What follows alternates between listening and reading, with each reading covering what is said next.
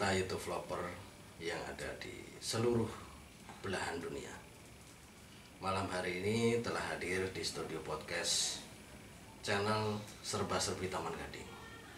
Bersama saya tentunya Cak Joyo selaku tuan rumah host di channel ini. Kita sapa tamu-tamu kita yang hadir pada malam hari ini. Yang pertama, Bung Anfa. Selamat malam, Bung Anfa. Malam, Bang Joyo. Ustadz Afu ya, dengan Pak Ivan ya. Malam hari ini kita akan membahas bagaimana teman-teman semua ini, bagaimana beliau-beliau ini yang sudah malang melintang di dunia YouTube, sebenarnya apa yang melandasi mereka untuk tertarik di dunia YouTube. Saya berbicara yang pertama dengan Bapak Anfa dulu. Pak Anfa, menurut Bapak ini ya, channel YouTube ini sebenarnya menurut Anda lebih baik digunakan untuk apa? Sesuatu hal yang positif atau yang negatif? Atau menurut Bapak sendiri apa sih? Kalau menurut saya YouTube kan saya kan anggap aja pengusaha. Oh gitu ya. Saya dibuat bisnis. Bisnis itu. Selama ini kan kalau kita memakai kayak di TV, radio, biasanya kan lebih mahal. Mahal. Kalau di YouTube ini kan bisa digunakan di rumah sama nyantai. Begitu. Ya manfaatnya banyak sih. Iya. Saya sebelum memakai YouTube ini sebagai media saya untuk pemasaran, dengan sudah memakai ada perbedaan. Iya. Soalnya kan dari segi bisnis ya, ada geluti begitu ya. Iya, sesuai dengan bidang saya. Oh gitu. Nah, baik, terima kasih Pak Anfa. Kita langsung ke Ustadz Afu, atau banyak warga yang menyapa saudaranya dengan Cak Afu. Menurut Cak Afu sendiri, apa sih YouTube itu? Apa bisa difungsikan untuk berdakwah secara terbuka atau bagaimana? Baik, terima kasih. Kalau menurut saya YouTube sih sebetulnya bisa digunakan untuk semua hal. Ya. Untuk sisi berdakwah juga sangat bagus, penetrasi ke masyarakat, apalagi sekarang tiap orang kan sudah pegang HP masing-masing. Ya. Jadi untuk siar agama itu juga lebih masuk. Sebetulnya kalau dilihat dari sisi agama, untuk masyarakat pedesaan pun rata-rata sekarang kan sudah memakai gadget ya, memakai HP untuk melihat YouTube seperti itu. Ya. Untuk ini Kang Adi Prana, beliau terkenal di wilayah sekitar sebagai seorang musisi lah.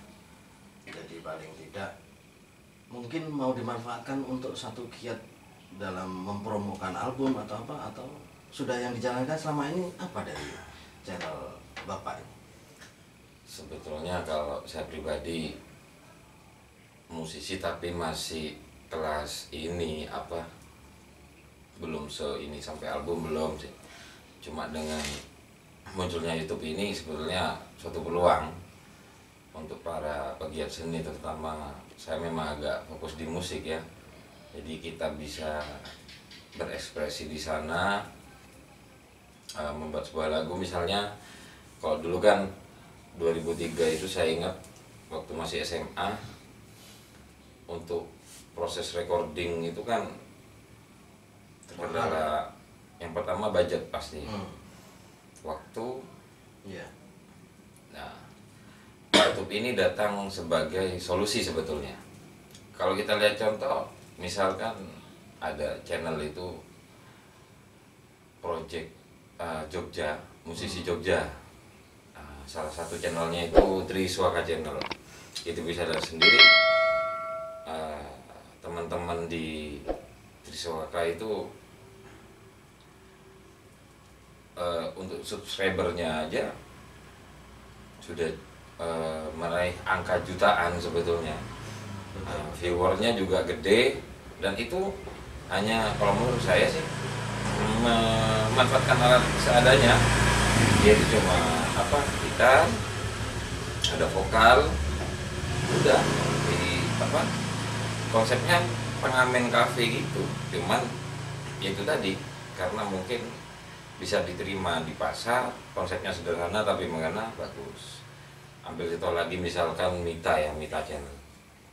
Cuma saya sekarang mau mengingatkan aja, kalau cover sekarang kan ada undang-undang yang baru disahkan bulan Agustus itu, masalah copyright ya, jadi hak cipta.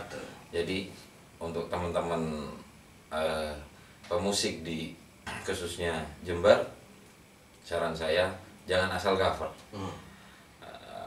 Kita hubungi dulu manajemen terkaitnya, sudah dapat izin baru kita cover. Soalnya kalau kita tanpa izin pasti kita kena copyright.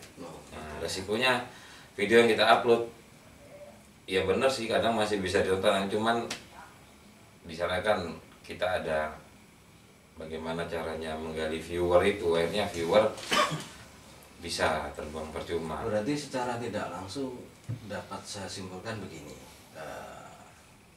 Kang Ivan, channel YouTube ini ketika kita mau berkontribusi dalam dunia seni, ada batasan-batasan yang harus kita ketahui.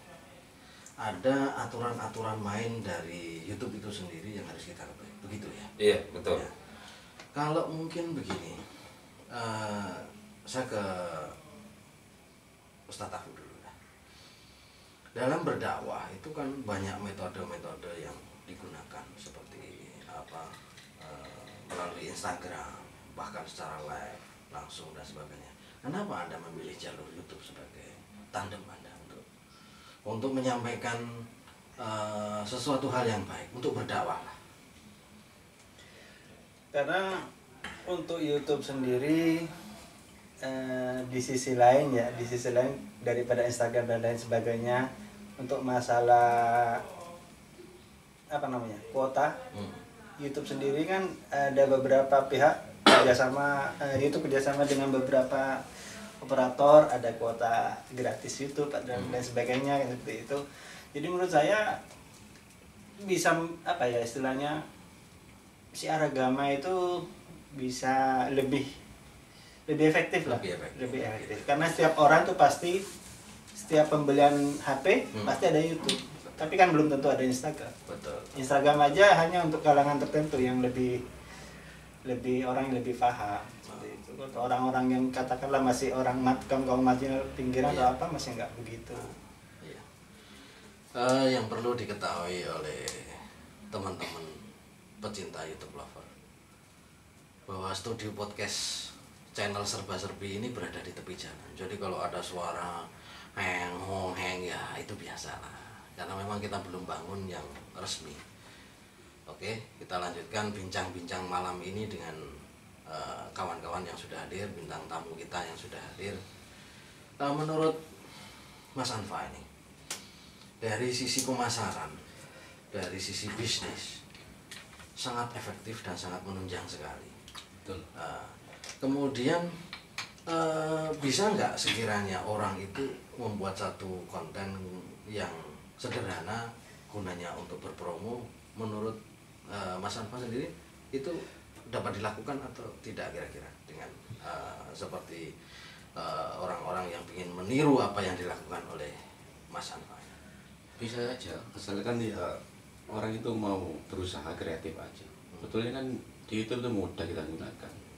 Panduan-panduan untuk membuat konten gimana itu sudah banyak di YouTube contohnya. Yeah. Jadi awalnya saya juga nggak paham, buta kan YouTube kita. Setelah sering lihat konten-konten orang lain, akhirnya dari situ saya bisa pelajari. Oh di YouTube gini, masang promosi apa itu. Betulnya mudah, nggak sulit kok. Baik sobat pecinta YouTube lover, kita saksikan tayangan berikut ini yang mungkin bisa menginspirasi Anda semua untuk melakukan kegiatan di YouTube channel.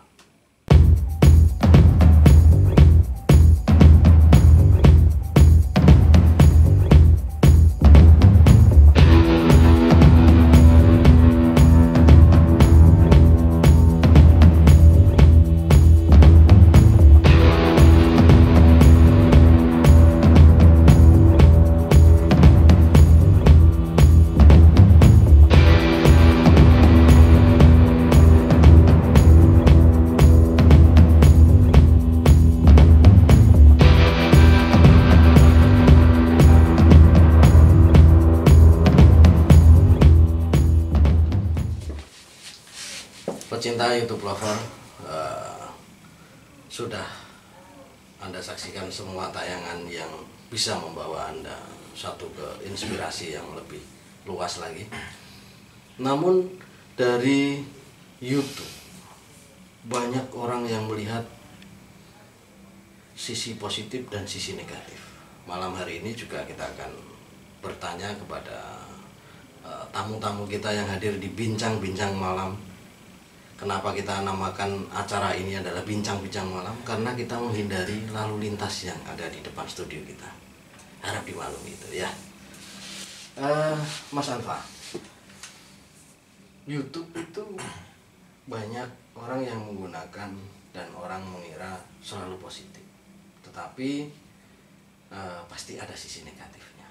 Menurut pendapat Mas Anfa sendiri secara dari segi bisnis, kira-kira mungkinkah itu dilakukan oleh orang-orang yang tidak memiliki kemampuan untuk berbisnis dengan baik sehingga memanfaatkan YouTube sebagai ajang untuk membunuh atau bahkan menghabisi lawan dalam berbisnis itu tadi? Kalau pengalaman saya pribadi, kalau ngomong mungkin orang mungkin nggak logis lah. Ini yang saya alami memang banyak sih hoak-hoak mengenai produk-produk yang sesuai dengan bidang saya. Harga seumpama dari saya harga 10.000 lah, atau 30.000 atau 50.000. Itu banyak di konten YouTube tuh malah 50% dari harga saya. Gitu ya. Jadi di channel itu saja juga banyak yang komplain. Kok di channel ini harganya segitu, kok di channel saya segitu. Akhirnya menjadi harga itu rusak begitu lah. Jadi rusak. Ya. Ya itu bisa merugikan para bisnis-bisnis ya. Tapi ya kalau saya bisa saya sarankan, kalau bisa teliti dulu lah tentang konten-konten di YouTube yang ya kalau bahasa gaulnya hoax itu. Kalau para penonton itu bisa dengan teliti mana yang betul, mana yang enggak, ya saya pikir bisa juga lah. Ya, oke. Kepada Tafu atau Ustadz Tafu, dunia dakwah ini kan banyak juga dimanfaatkan untuk sesuatu hal yang kurang baik. Menyikapi hal tersebut bagaimana menurut Tafu? Ya. YouTube sendiri menurut saya bagaikan sisi mata uang ya. Berbeda tapi tetap satu. Iya. Seperti pisau lah, katakanlah pisau bisa menjadi baik jika itu dipegang oleh seorang chef. Iya. Bisa menjadi buruk jika dipegang oleh seorang pembunuh, kan seperti itu. Betul. Jadi menurut saya kalau dalam sisi syiar ya, dalam sisi syiar bagaimana kita menyiarkan, memberikan tausiah atau memberikan pemahaman yang baik kepada masyarakat luas untuk mempersatukan umat, untuk saling menjaga kerukunan, bukan dengan yang meresahkan seperti itu. Sekarang kan ya sudah banyak yang terjadi, banyak apa istilahnya ya, banyak pemuka agama, ustadz yang suka menyebar hoak, merusak kerukunan. Itu yang saya rasa tidak baik, tidak perlu ditiru seperti itu. Jadi bagaimana caranya kita memberikan syiar yang menyatukan umat dan juga yang menjaga kerukunan, itu aja. Oke, untuk Cak Ivan, kalau saya lihat Kang Ivan ini seperti teman saya. Apakah sampean ini bapaknya Pak Mahdi ya? Iya betul. Oh betul. Iya. Jangan diterusin tapi. Oke, Kang Ivan, dari sisi penggiat seni, menurut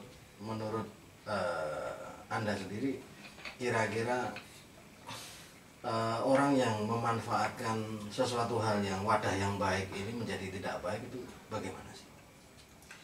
Kalau dari sudut pandang kesenian, kalau menurut saya sih tergantung pada si orang yang akan membuat konten tersebut. Artinya begini, seni itu kan kita bebas sebetulnya, tapi tetap ada batasan. Yang penting hindari, misalkan ada seni, nggak harus musik ya, tarian atau apa, yang penting tidak ada unsur pornografinya.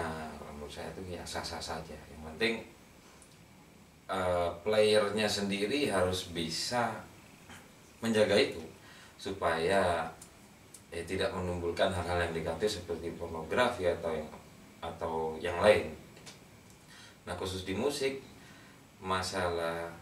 kembali ke masalah hak cipta sebetulnya ya. Jadi untuk teman-teman musik saya sarankan karya yang dibuat segera dilegalitaskan supaya tidak ada klaim dari pihak lain. Nanti terjadi proses yang amat panjang biasanya kalau sudah seperti itu. Oke. Begitu. Ya. Pecinta YouTube lover serba-serbi Taman Gading, setelah kita berbincang-bincang dengan beliau yang mau hadir di studio podcast kita pada malam hari ini, sangat menginspirasi buat kita semua. Tetapi alangkah indahnya kita juga boleh memperkenalkan channel-channel yang ada pada beliau-beliau itu. Silakan kita mulai dari Mas Anfa. Terima kasih. Ke kamera, boleh? Untuk teman-teman yang ingin lebih tahu informasi dan masalah bisnis saya, silakan mampir di channel saya Anfa Hendra Trevi. Terima kasih. Dari Ustadz Tafi, silakan. Untuk informasi tentang info-info Islam, tentang tokoh-tokoh Islam, sejarah-sejarah Islam, bisa mampir di channel saya di Info Islami, atau juga bisa akses website saya di infoislam.my.id. Terima kasih.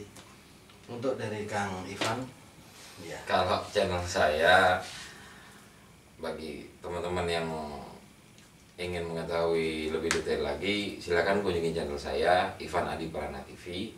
Di sana ada deskripsi tentang saluran hiburan dan informasi. Oke. Perlu juga diketahui oleh pecinta YouTube lover serba-serbi Taman Gading. Studio podcast di sini disponsori oleh Ichi Ocha, teh dengan kesegaran rasa dan aroma. Ya, terima kasih buat Ichi Ocha yang sudah mensupport acara ini. Mudah-mudahan apa yang kita hadirkan malam hari ini bisa membawa sesuatu yang baik buat Anda semua. Sampai berjumpa kembali di bincang-bincang malam, tentunya dengan saya Cak Joyo. Wassalam.